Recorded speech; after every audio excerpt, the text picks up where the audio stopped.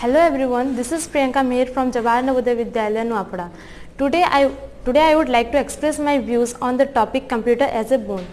One of the greatest advances in modern technology has been the invention of computer. They are widely used in industries and in universities. Now there is hardly any sphere of human life where computers have not been pressed into service of man.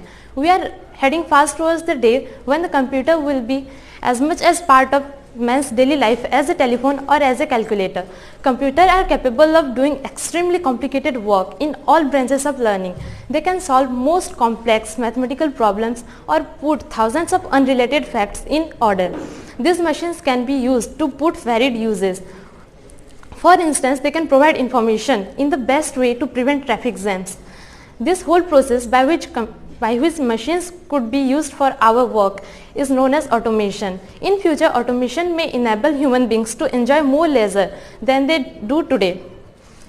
Some years ago, an expert on automation, Sir Leon Bagrit, pointed out that it was a mistake to believe that these machines could think. There is no possibility that human beings would be controlled by machines. Though computers are capable of learning from their mistakes and improving on their performance, they need the detailed explanation and the detailed instruction by human beings to operate themselves. So they can never, as it were, lead independent lives or rule the world by making a decision by their own.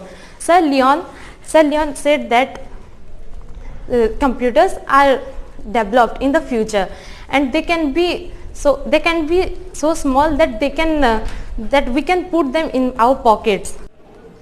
Ordinary people would then be able to use these machines for their different uses, and the people who are going for holidays, they can be able to know the information about the weather reports, and the car drivers are able to know the alternative routes when there are traffic jams.